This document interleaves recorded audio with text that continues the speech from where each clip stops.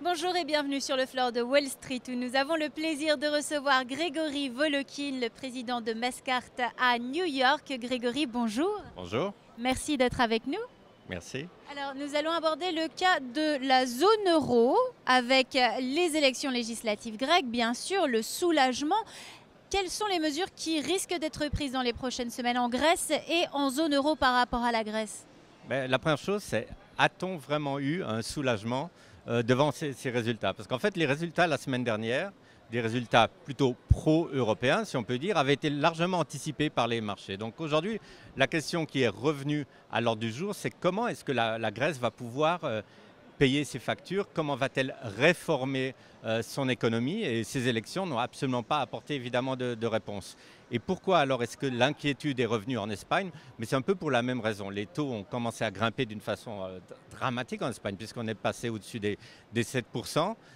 Pourquoi? Parce qu'on a vu un plan d'aide aux banques la semaine dernière qui a été plutôt mal reçu, puisque encore aujourd'hui on ne sait pas comment il va être financé ni comment il va être structuré. Et la question est, comment est-ce que la Grèce maintenant et comment l'Espagne maintenant vont éviter de devoir encore redemander de l'aide à l'Europe? L'Espagne est-elle une économie trop importante pour faire faillite ou n'importe quel pays peut-il faire faillite?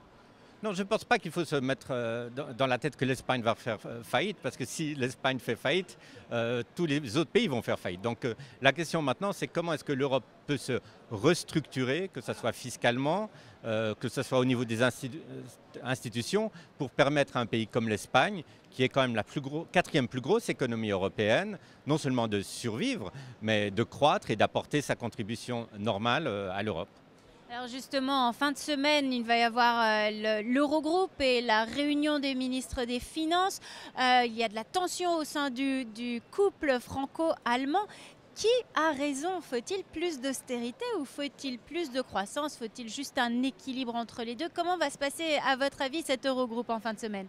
Écoutez, j'espère que l'Eurogroupe va arriver avec quelques, non pas décisions, parce on n'attend même pas des décisions, mais une sorte de carte de route, une sorte de plan qui va indiquer que, par exemple, on peut réformer le système bancaire avec une sorte de système d'assurance qui permette aux États de ne plus craindre la faillite et surtout au taux de ces États de baisser. Il faut vraiment réformer les institutions européennes. C'est plus maintenant une question de rajouter un peu de croissance en France en faisant peut-être un plan de construction, ce que on a entendu François Hollande désirer, hein, un plan de 120 milliards de dollars. C'est très bien, mais c'est insuffisant. Maintenant, il faut vraiment une réforme structurelle pour permettre à l'Europe de devenir une sorte de confédération d'États comme les États-Unis le sont, avec une redistribution des richesses. En fait, personne ne se plaint aux États-Unis que s'il y a une crise économique qui frappe la Floride ou le Mississippi, c'est Washington qui va payer la retraite des employés de Floride et du Mississippi. C'est tout à fait normal. Il va falloir arriver à ce genre de solution. Malheureusement, ça va prendre très très longtemps et tout le risque est là. On ne peut pas avoir de décision. Si on n'a pas un projet européen qui va de l'avant, ça sera de nouveau repousser un peu les problèmes dans le futur. Comme on dit, kick the can down the road. Et on a vu que jusqu'à maintenant, malheureusement, ce n'était pas du tout la solution. Alors les eurobonds, une bonne idée? Les eurobonds, c'est peut-être une bonne idée, mais ce n'est pas non plus toute la solution. Je dirais plutôt qu'il faudrait une sorte d'assurance qui permette aux États d'émettre des bonds, qui ne soient pas forcément des eurobonds, mais que ces bonds, au-dessus d'un certain déficit de leur budget, soient assurés, comme vous le dites, au niveau communautaire.